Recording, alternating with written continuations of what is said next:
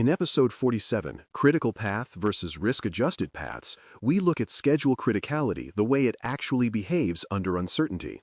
The classic method offers a crisp answer to which sequence governs delivery, but reality rarely stays crisp. Work collides, it merges, people juggle priorities, and calendars erase theoretical capacity. Our aim today is to keep the elegant clarity of the traditional view while layering in probability, resource limits, and the honest messiness of execution.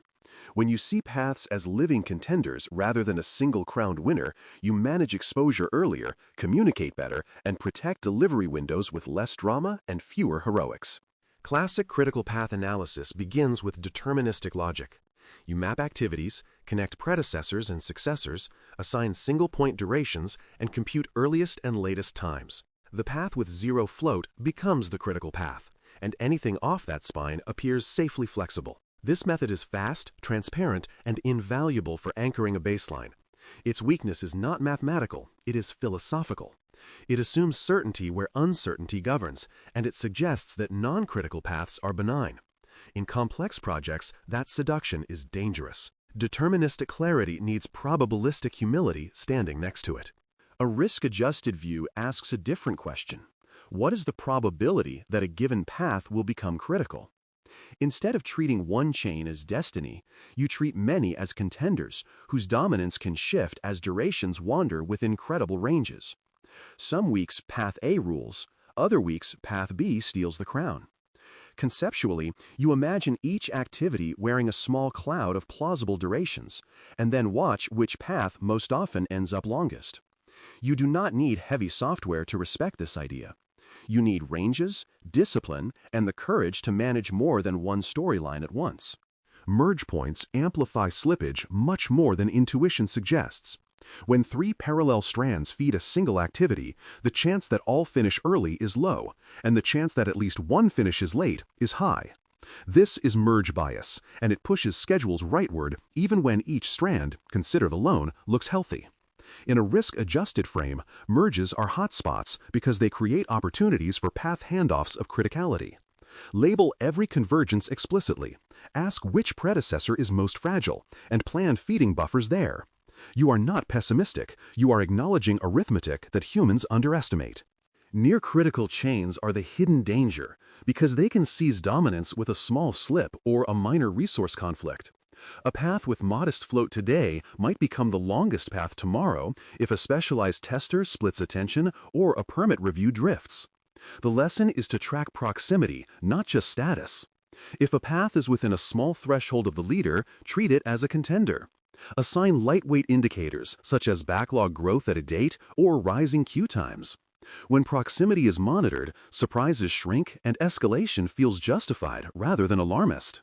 Resource and calendar constraints reshape criticality, even when logic diagrams stay the same. The same engineer cannot drive two priority tasks at once. Weekends erase theoretical capacity, and blackout periods veto planned activity. These constraints introduce coupling across paths and make durations correlate. A risk-adjusted perspective treats scarce roles and hard calendar boundaries as drivers of path competition. Walk the calendar with the team, note real availability, and mark where resource contention is likely. When you model nothing else, model people time honestly. It is the constraint most plans politely ignore and then pay for later. Think of a criticality index conceptually as the fraction of plausible futures in which an activity or path is critical. You can approximate it verbally by stress testing ranges. If we are at typical durations, who rules? If we nudge yields down, who rules?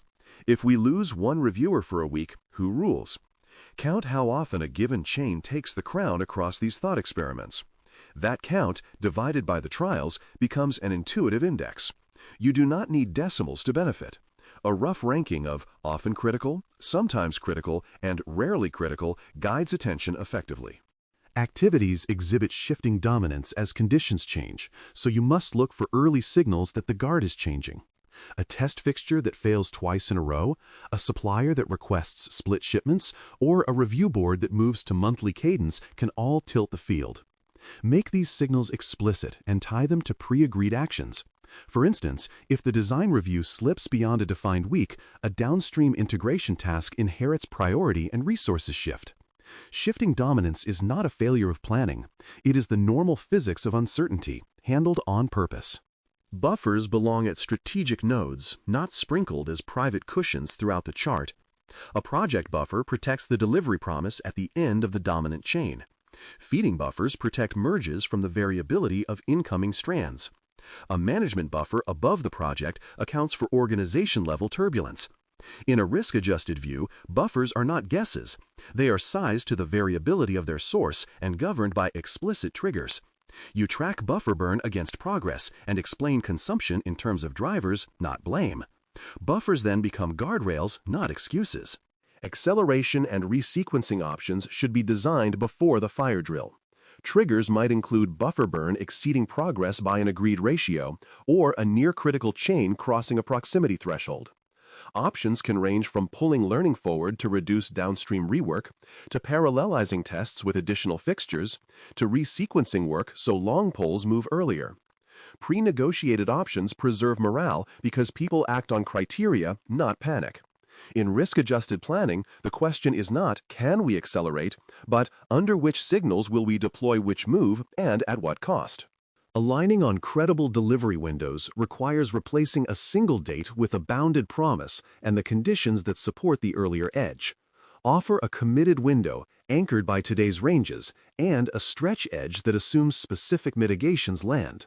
Then state the risk posture of each edge, which merges must be quiet, which resource conflicts must resolve, and how much buffer must remain. Leadership can accept a window when it sees the behavior that makes the early edge feasible. A date alone invites wishful thinking. A window invites partnership. Communicating path risks to leadership works best through stories grounded in drivers.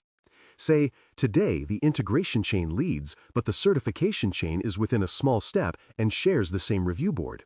If board cadence slows, certification takes the crown, so we are protecting that gate with early submissions and a backup reviewer. Avoid jargon that implies certainty. Use plain language about dominance, proximity, and buffers. The audience should leave knowing which levers matter, what signals you watch, and which actions are armed.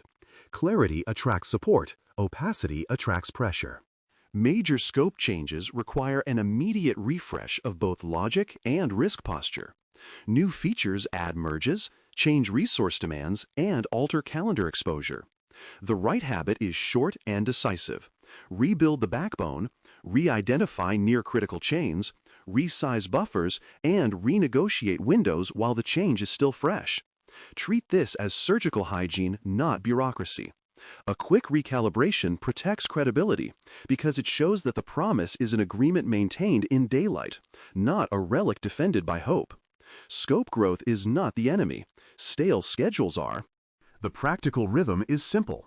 Map deterministic logic to get a clean frame. Layer ranges to acknowledge variability.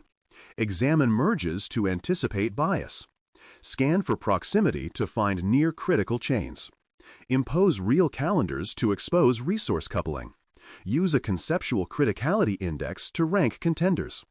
Place buffers where they intercept variability, not where they hide it. Prepare triggers with named accelerations.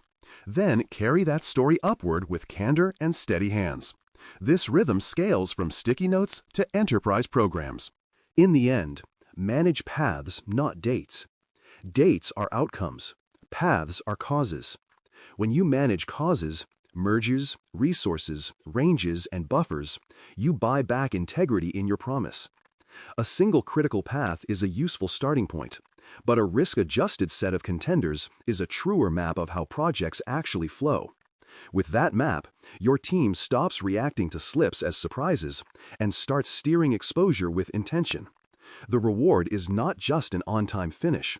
It is a calmer journey that preserves energy for the work that truly matters. Thanks for listening. For more audio courses, daily newsletters, and more, please visit DailyCyber.News.